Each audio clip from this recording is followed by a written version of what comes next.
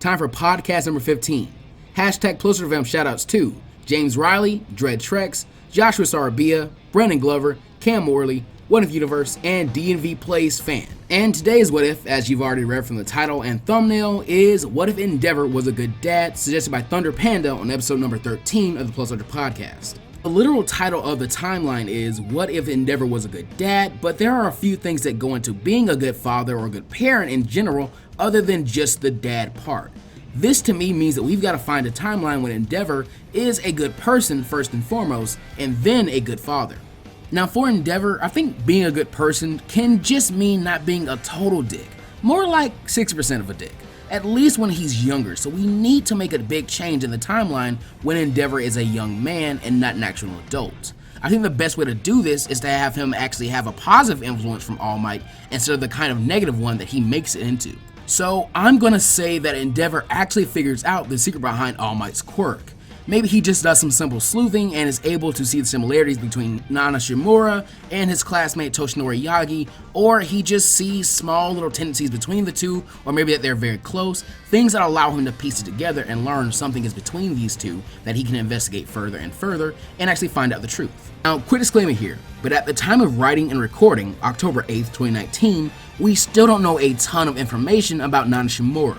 We know she had another quirk other than One for All, and we know how her relationship with her son, the father of Tomoe Shigaraki, was.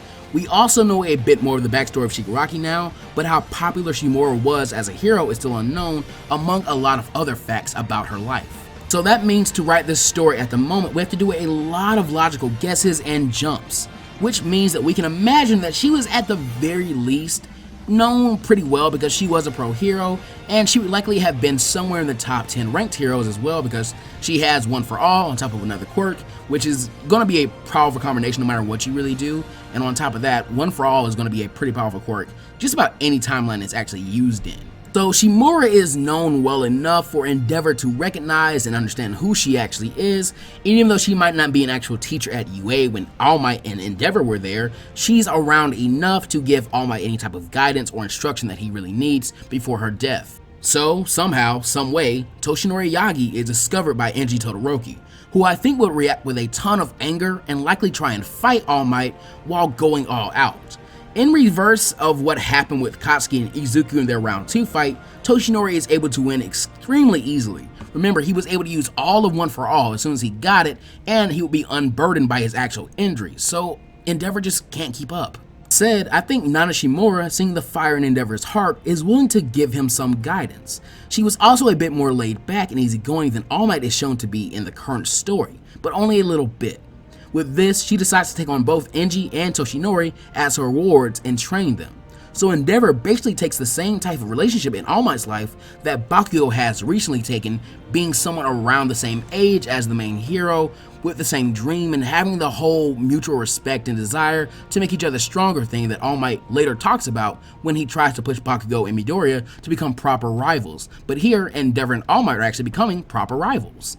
That is, until the death of Nana Shimura, which in this timeline is really going to hit Enji and Toshinori extremely hard emotionally.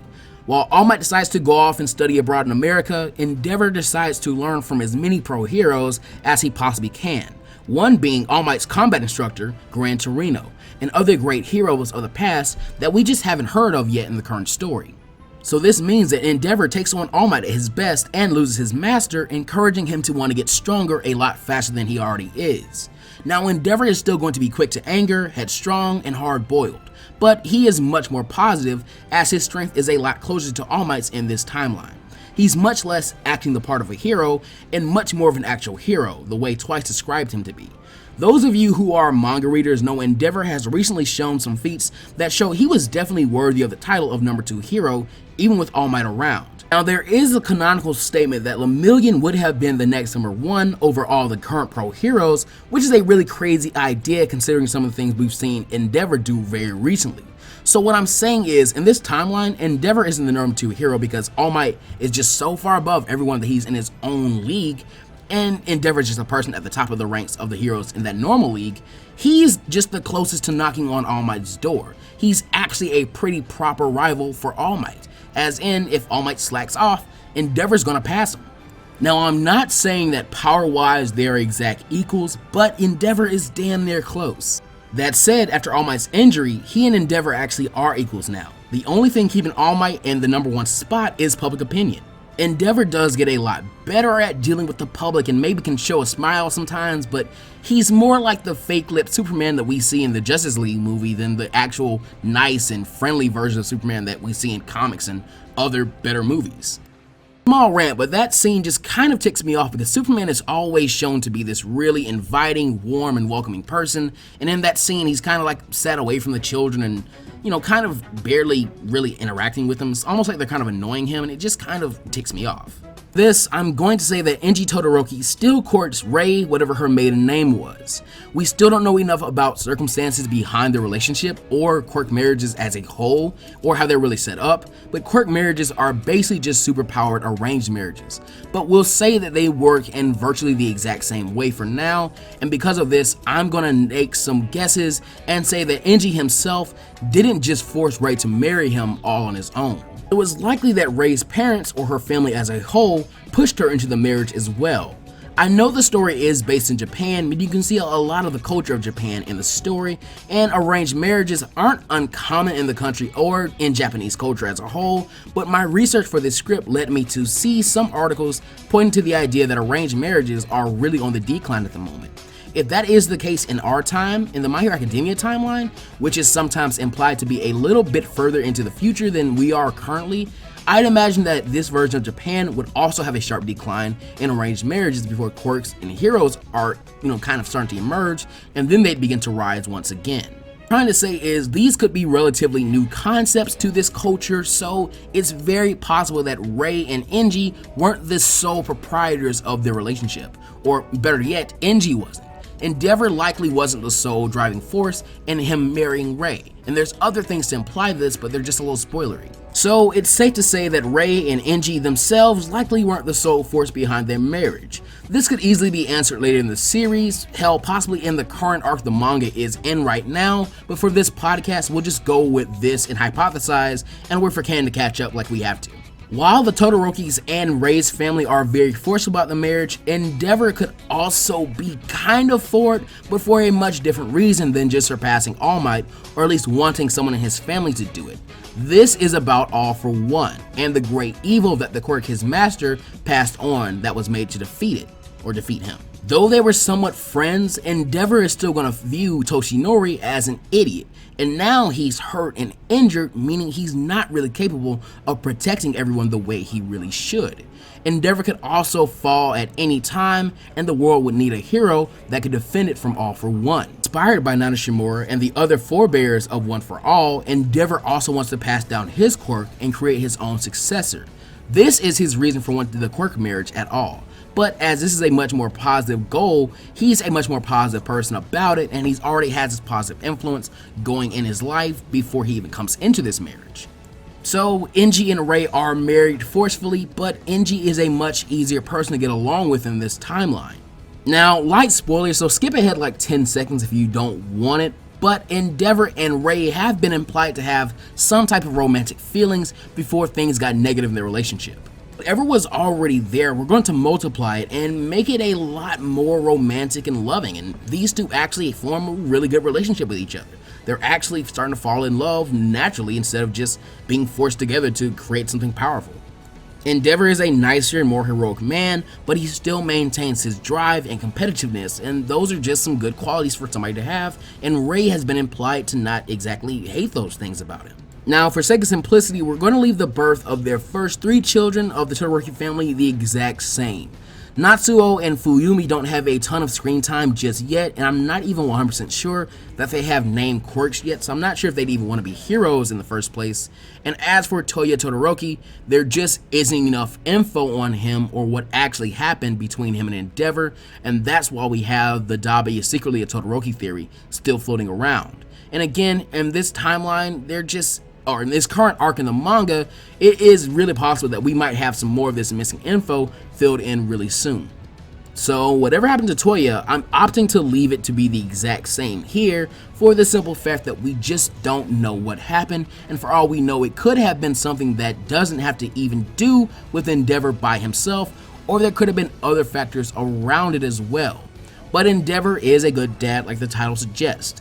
Fuyumi, Natsuo, and Shoto have good relationships with their father and their mother, but since Toya is one of the older siblings, let's say he was just a bit too hard on him and that he could have played into his relationship with him being damaged, and it makes the whole Rei and Enji kind of stop and kind of evaluate their parenting style. But Toya still has the same thing happen to him that happens to him in canon, just kind of reawakens Endeavor's goodness and niceness, and he's like, I'm doing this the wrong way, I've got to reevaluate how I'm doing this because I'm tearing my family apart. Like I said, we just don't have too much to work with here. So Rei and Enji do keep trying for the child that has the perfect combination between their quirks, and if we want to be completely random, any of the 4 children could end up with half hot, half cold, but we'll just use Shoto just cause it's more simple that way also, and we'll assume that no one else gets the perfect combo but him. With all the speculative background info set, we can start to move into events that we actually know of, one of the most significant being that Shoto is never burned by his mother on accident. She has a really good relationship with Endeavour, so she's not going to have that phone call to be so jittery and accidentally burn Shoto, and Shoto won't have to see his mom get put into a hospital by his dad. And Shoto still gets trained, and it is rather harsh training, but Endeavour listens to his wife when she tells him to take it easy and pull back on the kid, and even begins to know when he's going a bit too far himself. This makes Todoroki a lot more happy-go-lucky than he is in canon. He isn't all calm and collected like he is, but he isn't a hothead either. And he grows up unashamed of his fire, so he has about 10 years of practice in using his ice and his flames simultaneously. He is able to do so, but he's not as good with either as he is with just his ice when the series starts proper.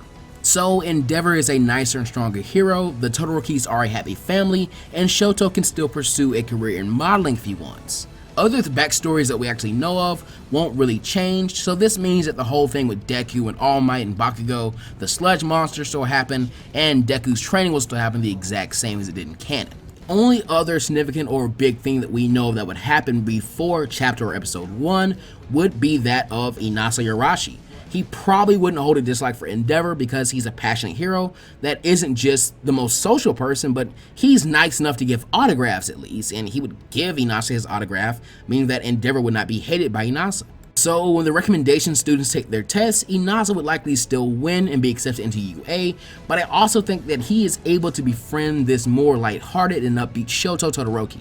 How we divvy up the classes is the real question, but we'll get to that a bit later. I could also maybe see All Might informing his friend slash rival that he has found a successor, but Endeavour likely wouldn't care oh so much, and I doubt All Might would give him exact details about Izuku Midoriya to where he knows his name and stuff like that, so he's just gonna know that, okay, One for All has been passed down. Though it's arguable if All Might would tell Endeavour about Izuku, and if Endeavour would tell Shoto about All for One and One for All, and all these things that are really going on. I'd like to see what you guys think about these possibilities though. I really don't want to waste a lot of time trying to divvy up classes and make it fair for each class, so we're just going to have 1A and 1B split unevenly, with one class having 21 students and the other having 20 students. Miss Joke made a statement during the provisional license exams about how she was surprised Eraserhead had a full class, meaning it's possible that canonically 20 students is the maximum class size, at least at UA High School, or at least at her high school, which I'm forgetting the name of real quick. So we'll just roll it this way instead of trying to divvy up the classes and cut people out like that. It's just way more fun this way. So class 1A is pretty much the same, except that it now has a Shoto Todoroki without a burn on his face or a ton of emotional baggage, allowing him to use his flames freely and at the same time as he uses his ice, and an Inasa Yarashi who is also insanely strong. The first day of class is also going to go pretty much the same. Deku comes last in the fitness test, but Aizawa is very interested in the potential the kid shows and decides he'll keep the class the way it is at the moment and kick no one out. Intriguingly, I think that Shoto and Inasa would start to develop a real rivalry here while trying to get the first place spot during the test. I'm going to say that Inasa comes in first place, but Shoto was directly on his heels the entire time, and it's like a 1 point difference between them. Shoto also notices the similarities between his situation and the situation that his father was in when he was in school with his own rival, and then when he became a pro hero, in trying to always get the first place spot, but remaining in the second place spot. He still vows to be a better hero than his dad, and names Inasa as his Bakugo's head nearly explodes at the realization of how far Inasa and Shoto are ahead of him in terms of strength, and like Todoroki, he, and likely Deku to a lesser extent, are way more motivated to get stronger and stronger a lot quicker than they already were. Then, skipping to our next significant moment in the timeline, we get the battle trials. Teams in this were canonically made at random, but for time constraints and podcast episodes, I don't actually randomize these teams. That said, the addition of Inasa kind of throws a lot of things off by making it an odd number of teams, or students participating on these teams. So I'm going to say that for this timeline, instead of doing it the exact same way they did it in canon, All Might makes a different game up.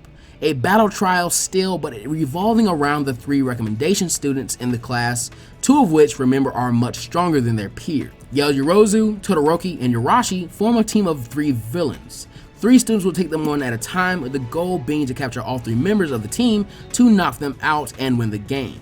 If you don't capture all 3 within a certain time limit, you lose, and the team members can help each other out to escape, and can capture the opponents or wait them out to win. This game is about pushing both the recommendation and normal students to their limits by giving the recommendation students a lot more than they really should have to handle, and the normal students a lot more than they really should have to handle. Just about every team of 3 fails against the trio, only being able to capture 1 at most, or they all get captured themselves or waited out. Nobody actually wins against them. That we don't have a ton of time to do randomized matchups, but I'm going to try and make teams of 3 based on the teams already made in canon, like Team A, Team B, and so on. Just taking Todoroki and Yaoyorozu off the teams that were in canon. I took Team A, Midori, and Ochako, and added the last member of Team B, which is Shoji, to make this timeline's Team A, and you keep doing that 5 more times to make teams B through D. If I remember to, I will type the teams I came up with in a pinned comment down there in the description below. Or in the comment section below, I mean to say. Now, Deku and his team are definitely going to strategize and come up with a decent strategy.